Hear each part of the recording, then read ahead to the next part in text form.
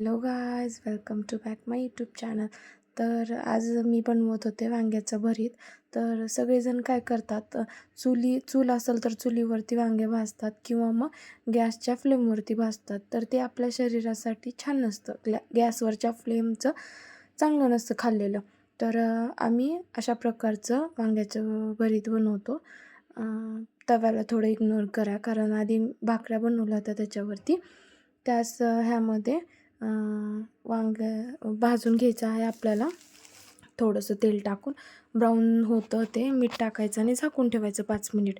त्यानंतर 2 कांदे कट करून घ्यायचे आहेत बारीक. त्यानंतर त्याच तव्यामध्ये तेल टाकून कांदा गोल्डन ब्राऊन करून घ्यायचा आहे आणि थोडंसं मीठ टाकायचं आहे. मीठ थोडं अंदाजाने टाका, कारण आधी पण मीठ टाकलेलं आहे. त्यानंतर तिखट टाकायचं आणि लगेच ते आपण शेलो फ्राय करून वांगे ठेवले होते ते टाकून द्यायचे. असं करून आधी वांगे फ्राय करून घेतले ना की भरीत बनवायला टाईम लागत नाही.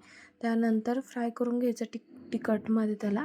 त्यानंतर थोडं शेंगदाण्याचं कूट टाकायचं आणि 5 मिनिट त्याला झाकून थोडंसं पाणी टाकायचं शिंतोडा आणि लगेच प्लेट झाकून ठेवायचं आणि चेक करायचं की वांगं शिजलं की नाही.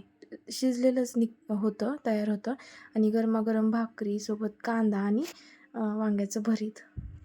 एन्जॉय. खूप टेस्टी लागतं, तुम्ही नक्की ट्राय करून बघा. आणि तुम्ही पाहू शकता वांग्याचं भरीत तयार आहे. बाय.